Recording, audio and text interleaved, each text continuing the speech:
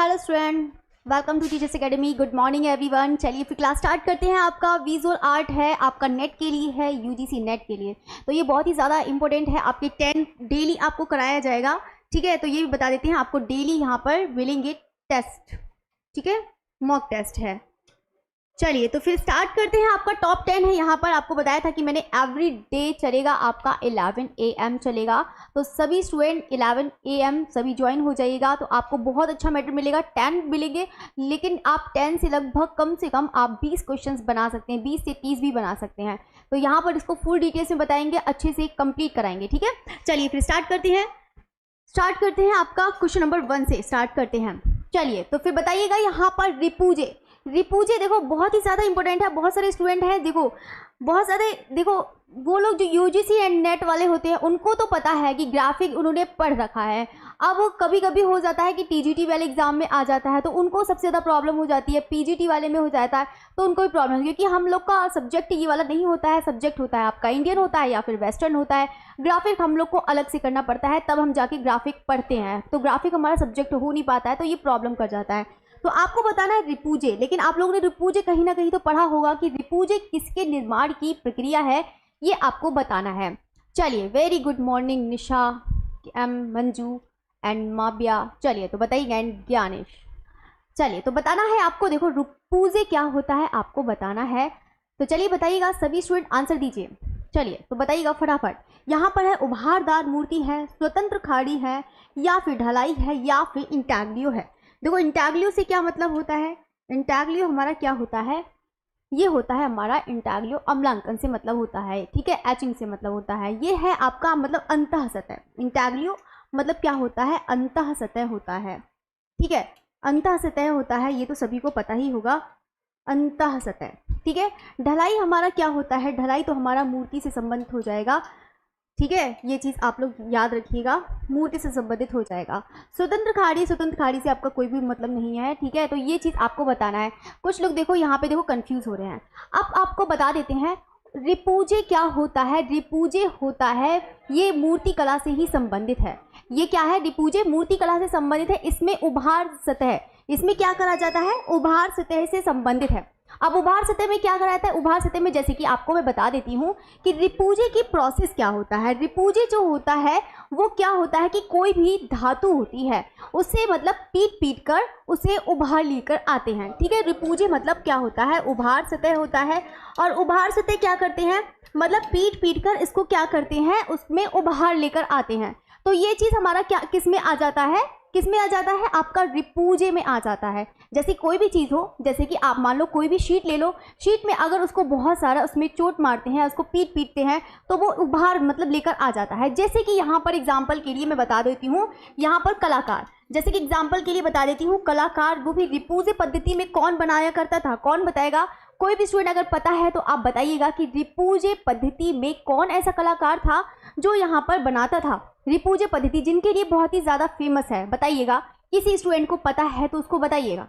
चलिए, तो अगर नहीं पता है तो बता देते हैं, वो कौन है, पीवी जानकी राम। कौन है, पीवी जानकी राम, जो इसके लिए रिपूजे पद्धति के लिए फेमस है, जानकी राम। ये जो कलाकार आप देख रहे हैं पीवी जानकी राम एक ऐसे कलाकार हैं जो रिपूजे पद्धति के लिए जाना जाता है। अब इनकी दो प्रसिद्ध बहुत ही ज़्यादा यहाँ पे कृति हैं, यानी कि मूर्ति शिल्प हैं। यहाँ पर कौन सी हो जाएगी, ये धातु में काम करते थे, ठीक है। यहाँ पे ज़्यादातर इनको मतलब किस में काम करते थे, ज़्यादातर ये तांबा हो गया, मतलब ब्रॉन्ज में भी काम किया है इन्होंने, और यहाँ पर मतलब ये ब्रॉन्ज में, और इसमें भी काम किया है इन्होंने, जिंक में भी काम किया है, ठीक है। तो मतलब ये है कि धातु में ज़्यादातर ये प्रयोग करते थे, किसमें, ब्रॉन्ज में भी बनाया है इन्होंने। और यहाँ पे देखो देख लेते हैं कौन सी, तो एक है यहाँ पे कृष्ण है, और एक है मोस्ट इम्पोर्टेंट है एक गणेश। ये दो कृति तो बहुत ही ज़्यादा इम्पोर्टेंट है, इसको आप लोग ज़रूर याद रखना। पीवी जानकी राम, जिनकी रिपूजे पद्धति के लिए ये फेमस है। पीवी जानकी राम आप लोग जानते हैं ना, मूर्तिकार हैं। तो ये धातु शिल्प में ये बनाते थे, कांस्य पीतल में बनाते थे, ठीक है। ये चीज़ यहाँ है, ब्रास है, ठीक है, ब्रास है। ये मतलब ये है कि यहाँ पर पीतल और कांस्य में बनाते थे। इनका माध्यम, प्रमुख माध्यम तो ये था। चलिए तो बताइएगा, ये यूनिट कौन सी, यूनिट कोई सी नहीं है, यूनिट तो आपकी टेस्ट मतलब टेस्ट है, मॉक टेस्ट है आपका, टॉप 10 डेली कराया जाएगा, आप लोग देखिएगा, ठीक है। ये आपके सभी एग्जाम के लिए इंपॉर्टेंट, ये नहीं कि सिर्फ एक ही एग्जाम के लिए, हर एग्जाम के लिए इंपॉर्टेंट है, ठीक है।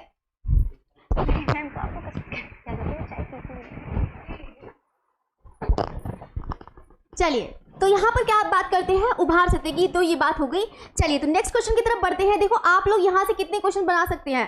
पीवी जानकीराम किस लिए जाना जाता है, तो आप बता सकते हैं रिपुंजय के लिए जाना जाता है। रिपुंजय क्या है, ये दूसरा क्वेश्चन हो गया कि रिपुंजय क्या होता है, उभार सत्य हो गया, ये दूसरा क्वेश्चन हो गया। तीसरा है कि पीवी जानकीराम की रिपुंजय पद्धति में कौन सी यहाँ पर मूर्ति है, तो आप बता सकते हैं कृष्ण या ये आपका तीसरा क्वेश्चन हो गया। देखो आप एक से ही बहुत सारी चीज यहाँ पर बता सकते हैं। इनका माध्यम कौन सा हो जाएगा, ब्रॉन्ज हो जाएगा, ब्रास हो जाएगा, यहाँ पर ये बनाया करते थे, ठीक है। तो ये चीज आपकी क्लियर हो गया है। अब हम पढ़ते हैं लिंगराज मंदिर। लिंगराज मंदिर तो सभी ने पढ़ा होगा। सबसे पहले आपको यहाँ पर बताना है स्थान बताइए, अगर नहीं पता है तो मैं भी बताऊंगी, और यहाँ पर बताना कि कौन सी शैली के लिए प्रमुख है, ये चीज बताइएगा।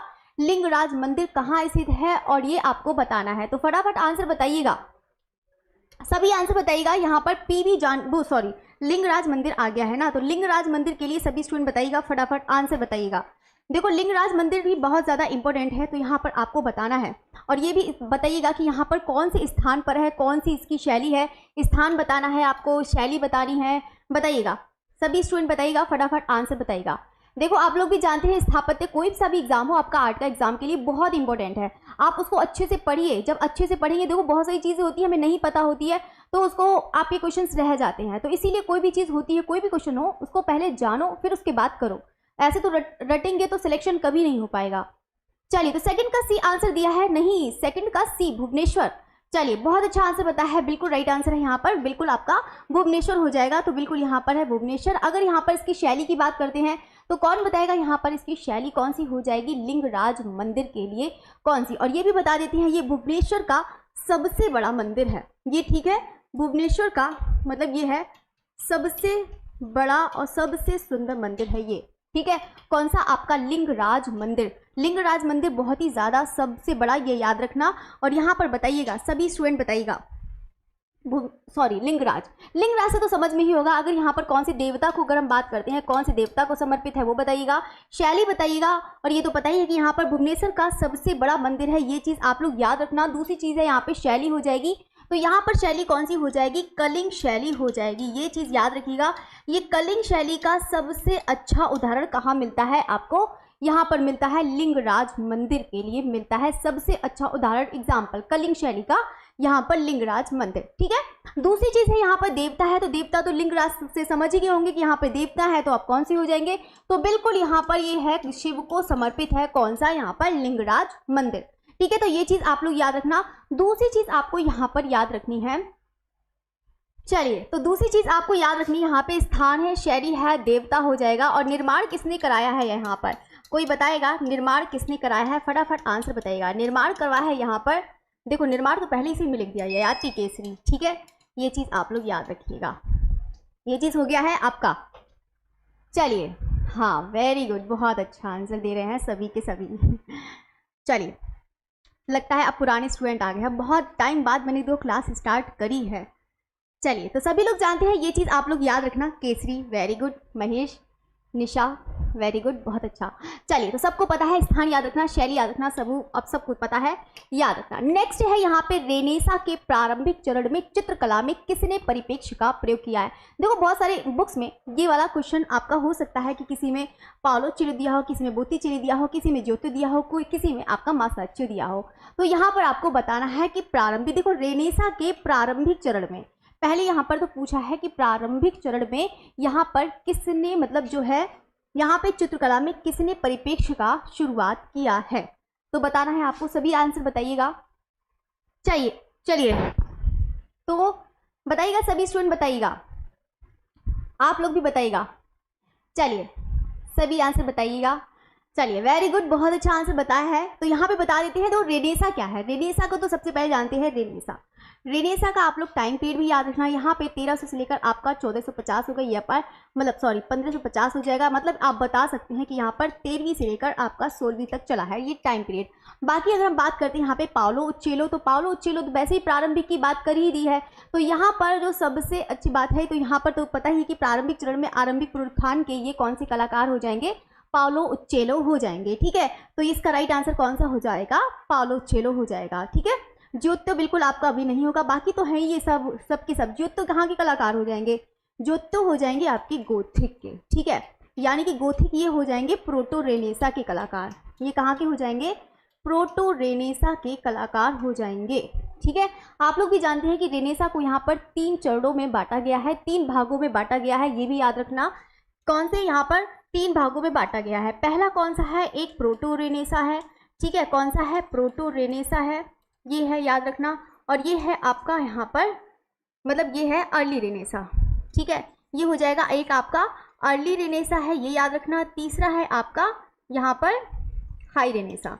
ठीक है, ये चीज़ आप रखना। एक है प्रोटो रेनेसा, ठीक है, यहाँ पे प्रोटो रेनेसा हो जाएगा एक अर्ली रेनेसा और एक हाई रेनेसा। तो प्रोटो रेनेसा में यहाँ पर है किसका किसका किसका श्रेय जाता है? सबसे पहले याद रखना, यहाँ पे एक ज्योत्तो है, एक चिमाबू है और दूसरा आपका दुच्ची हो जाएंगे। मतलब 3 कलाकार हैं, ये प्रोटो रेनेसा में आ जाएंगे। और यहाँ पर बाकी तो अर्ली रेनेसा के बहुत सारे कलाकार हैं, हाई रेनेसा के आप लोग ज़रूर याद रखना। मतलब जितने भी हैं यहाँ पर तीनों के तीनों आप लोग ज़रूर याद रखना, एग्जाम के लिए इंपॉर्टेंट है। ठीक है, तो ये चीज़ हो गया। बाकी आपको पता ही है कि ये इटली के हो जाएंगे, ये भी आरंभिक पुनरुत्थान के हैं सब यहाँ पर, ये बाकी सब हो जाएंगे आरंभिक के।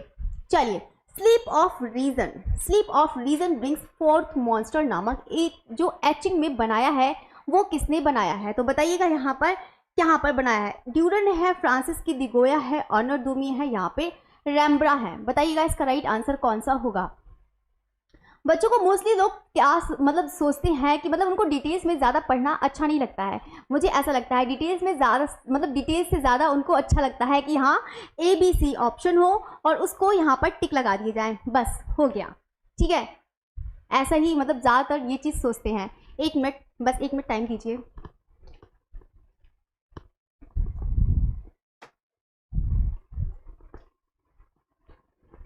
चलिए, तो बताइएगा यहाँ पे sleep of reason bring forth monster नामक जो एचिंग है सीरीज यहाँ पर किसने चित्रित किया है? तो बताइएगा यहाँ पर 4 का बी आंसर दिया है फ्रांसिस की दी गोया। तो कौन स्टूडेंट बताएगा यहाँ पे जो गोया है कौन सी बात की कलाकार है? मोस्टली तो खैर जानते ही होंगे। ठीक है, तो चलिए, तो जानते हैं तो बहुत अच्छी बात है, ये याद रखिएगा। ये स्वच्छंदतावाद के हो जाएंगे और कहाँ से कौन से स्थान के हैं यहाँ पर? ये स्पेन के कलाकार हैं, इसको भी आप लोग ज़रूर याद रखिएगा। कहाँ के हो जाएंगे? स्पेन के कलाकार हो जाएंगे, ये चीज़ याद रखिएगा। बाकी स्वच्छंदतावाद है, इसको याद रखिएगा। बाकी दूसरी चीज़ है यहाँ पर इसका लॉस कैप्रिकॉस जो है यहाँ पर सीरीज़ है। सीरीज़ तो यहाँ पर ये वाली भी है, यहाँ पर स्लीप ऑफ ये वाली भी सीरीज़ है। ये जो आप देख रहे हैं sleep of reason brings forth monster, ये भी सीरीज़ है। और यहाँ पर कौन सी हो जाए? एक आपका लॉस कैप्रिकॉस। ठीक है, ये वाली भी आपका सीरीज़ है। ठीक है, ये वाली भी आप लोग याद रखना, ये भी इंपॉर्टेंट है। ये 2 आप लोग याद रखना, अच्छी है। चलिए, तो अब हम बढ़ते हैं नेक्स्ट क्वेश्चन की तरफ। चट्टान काटकर यहाँ पर बनाया गया कौन सा द्रौपदी रथ? द्रौपदी रथ कहाँ पर है ये आपको बताना है। एलोरा है, पुरी है, हम्पी है, महाबलीपुरम है।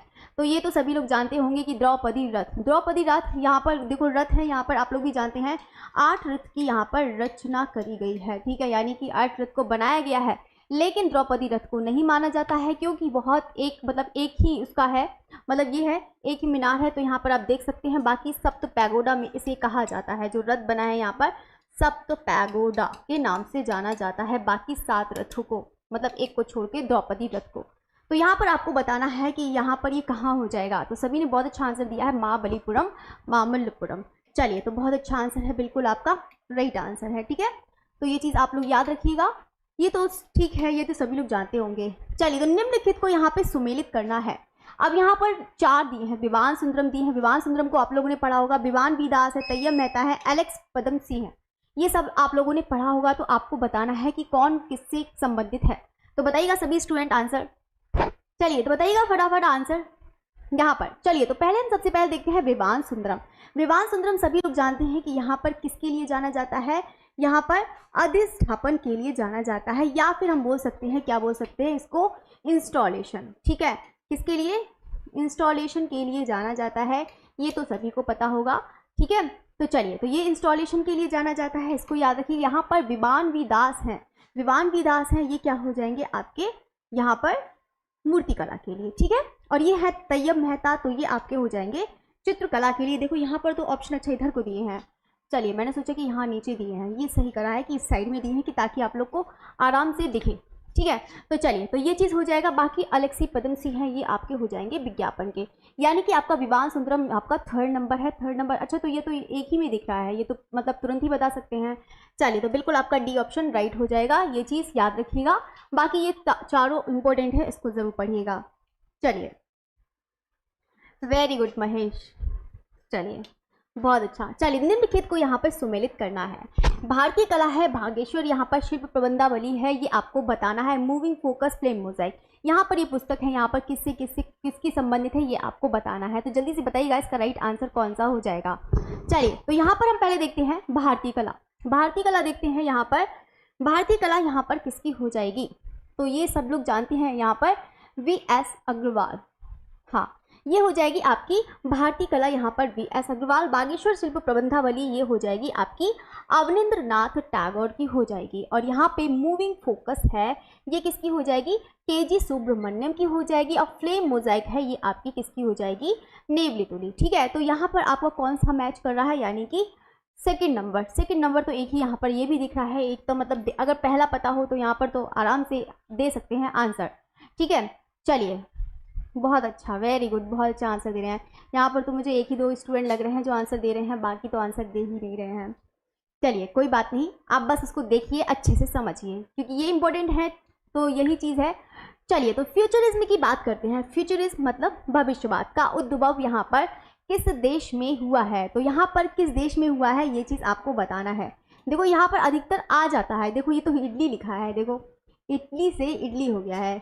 चलिए कोई बात नहीं, आप लोग इतने समझदार हैं, आप लोग देख सकते हैं। देखो इटली है, फ्रांस है, इटली है, जर्मन है, हॉलैंड है। तो यहाँ पर आपको बताना है फ्यूचरिज्म का जो उद्भव हुआ है किस देश में हुआ है। तो जल्दी से बताइएगा इसका राइट आंसर कौन सा हो जाएगा। चलिए वेरी गुड, चलिए तो कौन सा हो जाएगा यहाँ पर, एक का बी। चलिए तो बिल्कुल बहुत अच्छा बताया है, यहाँ पर फ्यूचरिज्म है, यहाँ पर इसका जो टाइम है यहाँ पर बिल्कुल आपका इटली हो जाएगा। ठीक है, ये चीज़ आप लोग याद रखना। बाकी तो आपके फ्रांस में तो बहुत सारे हैं, प्रभाववाद भी है, विशुद्धवाद भी है, यहाँ पर ये चीज़ आपको देखने को मिल जाएगा। ठीक है, चलिए तो ये चीज़ आप लोग याद रखना, ये देखो बहुत ज़्यादा इंपॉर्टेंट है, एग्जाम के लिए बता रही हूँ, आप लोग इसको ज़रूर लर्न करिएगा। चलिए तो अब हम बात करते हैं निम्नलिखित से यहाँ पर मिलान करना है। ये भी आप लोगों ने पढ़ा होगा, हीगल पढ़ा होगा, क्रोची पढ़ा होगा, अरस्तु पढ़ा होगा, बाउमगार्टन पढ़ा होगा। तो आपको ये चारों ऑप्शन बताने हैं कि कौन कौन से किससे संबंधित हैं। तो जल्दी से बताइएगा इसका राइट आंसर कौन सा हो जाएगा। चलिए तो यहाँ पर बता देते हैं। देखो हीगल, देखो हीगल की बात करते हैं। हीगल का आपको पता है ये बहुत ही ज़्यादा इंपॉर्टेंट है। यहाँ पर हीगल का कौन सा हो जाएगा, द्वंद्वात्मक सिद्धांत हो जाएगा। हीगल का कौन सा हो जाएगा, द्वंद्वात्मक सिद्धांत हो जाएगा, उसको याद रखना। क्रोचे, क्रोचे मतलब किसका हो जाएगा, आपका अंतःप्रज्ञा। ठीक है, हाँ क्रोचे का अंतःप्रज्ञा हो जाएगा, यानी कि किसकी बात कर रहा है, या फिर बोल सकते हैं इंट्यूशन। ठीक है, ये तो आप लोग याद रखना, क्या बोल सकते हैं, इंट्यूशन बोल सकते हैं, या फिर अंतःप्रज्ञा, ये हो जाएगा आपका क्रोचे का है, आप लोग जरूर याद रखना। ठीक है, अरस्तु का हो जाएगा यानी कि अनुकरण, अनुकरण या फिर बोल सकते हैं इमिटेशन। ठीक है, इमिटेशन को जो यहाँ पर सबसे पहले जो दिया था वो वहाँ पर किसने दिया था, प्लेटो ने दिया था। ठीक है, तो ये चीज़ आप लोग याद रखना, ये भी आपका इंपॉर्टेंट है, याद रखना। बाउमगार्टन है, बाउमगार्टन आपका हो जाएगा सौंदर्य शास्त्र। ये तो आप लोग बहुत आसानी से बता सकते हैं। तो आप लोग देख सकते हैं हीगल है, हीगल का कौन सा हो जाएगा आपका, यहाँ पर हीगल है, तो हीगल का आपको पता है कि यहाँ पे द्वंद्वात्मक सिद्धांत यानी कि 3rd नंबर, ये भी आपका एक सिंगल ही नंबर है, ये तो आप लोग देख सकते हैं। 3rd है, 4 है, 2 सेकेंड है और आपका पहला है, यानी कि हीगल का है द्वंद्वात्मक सिद्धांत है, याद करना इसे। ठीक है, क्रोचे का है यहाँ पे अंतःप्रज्ञा या फिर बोल सकते हैं आपका इंट्यूशन, ये भी बहुत ज़्यादा इंपॉर्टेंट है, आप इसको ज़रूर पढ़िएगा। नेक्स्ट है यहाँ पे अरस्तु का, यहाँ पर कौन सा हो जाएगा, अनुकरण का सिद्धांत। अनुकरण का सिद्धांत जो सबसे पहले दिया था वो यहाँ पर प्लेटो ने दिया था, तो यहाँ पर है इंट्यूशन का, यहाँ पर इसको भी ज़रूर पढ़िएगा। ठीक है, चलिए तो ये चीज़ हो गया। नेक्स्ट है यहाँ पर कौन सा, बाउमगार्टन है, बाउमगार्टन का हो जाएगा आपका सौंदर्य शास्त्र। ठीक है, चलिए ये तो हो गया क्वेश्चन। नेक्स्ट क्वेश्चन की तरफ बढ़ते हैं, लास्ट क्वेश्चन है हमारा, बस टॉप 10 में ही कराते हैं, बस आपका लास्ट क्वेश्चन बचा है, बस इसको भी कर लीजिएगा। तो बताइएगा, चलिए तो बताइएगा यहाँ पर है निम्नलिखित को यहाँ पर सुमेलित कीजिए। यहाँ पे हिंडोला महल है, 4 मीनार है, द्रौपदी रथ है, सूर्य मंदिर है। देखो ये तो सब लोग जानते होंगे, हिंडोला महल कहाँ पर है। हिंडोला महल बहुत अधिकतर एग्जाम में भी आता है, बहुत सारे स्टूडेंट मतलब कर भी ले आते हैं, पता होगा तो बिल्कुल कर लेकर जाएंगे। चलिए हाँ बिल्कुल होगी, क्यों नहीं होगी। चलिए तो यहाँ पर है हिंडोला महल।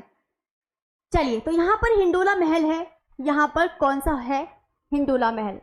तो हिंडोला महल आप जानते हैं कहाँ पर हो जाएगा, मतलब सेकंड मांडू हो जाएगा। मांडू कहाँ पर है, कौन बताएगा, मांडू। चलिए तो यहाँ पर हो जाएगा आपका चार मीनार। चार मीनार सब लोग जानते हैं, यहाँ पर कौन सा हो जाएगा आपका हैदराबाद हो जाएगा।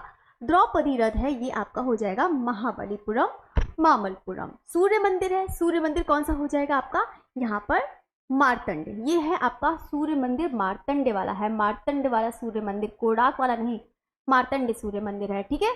तो ये चीज़ याद रखिएगा। अच्छा चलिए महेश, एक दो स्टूडेंट ही बताते हैं, चलिए बहुत अच्छी बात है। चलिए तो बिल्कुल आपका हो जाएगा यहाँ पर मांडू एमपी। चलिए तो ये चीज़ है, याद रखिएगा। बाकी कौन सा मैच कर रहा है, हिंडोला महल आपका सेकंड नंबर है, यानी कि ए सेकंड, यानी कि सी ऑप्शन हो जाएगा। चार मीनार आपका हैदराबाद है। चलिए बिल्कुल सही है, राइट आंसर। तो आपका कौन सा हो जाएगा यहाँ पर, सी ऑप्शन हो जाएगा, ठीक है।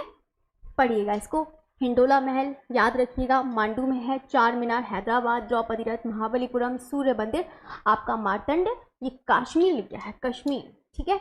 ये चीज़ आपका हो गया। बाकी क्लास आपकी फिनिश हो गई है। बाकी आपकी डेली क्लास चलेगी, टॉप 10 क्वेश्चंस में आपकी चलेगी डेली क्लास। यहाँ पर 10 क्वेश्चंस होंगे आपके, ज़्यादा नहीं टफ होंगे, इतनी इजी होंगे कि आपको डिटेल्स में ही पूरा, जो टफ वाले हैं वो सब आपको डिटेल्स से बताएंगे, ताकि आप लोग उसको आंसर भी दे सकें और आसानी से इसको कर सकें और समझ में भी आए, क्योंकि डिटेल से बताएंगे तब भी आपको अच्छे से समझ में आएगा, ठीक है। चलिए तो आपकी देखो कितनी जल्दी क्लास भी इतनी जल्दी फिनिश हो गई। चलिए तो फिर डेली आपको क्लास मिलेगी ऐसी 11 o'clock मिलेगी, हो सके तो जल्दी से टाइम आपका बढ़वा लेंगे। चलिए ओके, थैंक यू एवरीवन, फिर मिलते हैं मंडे को।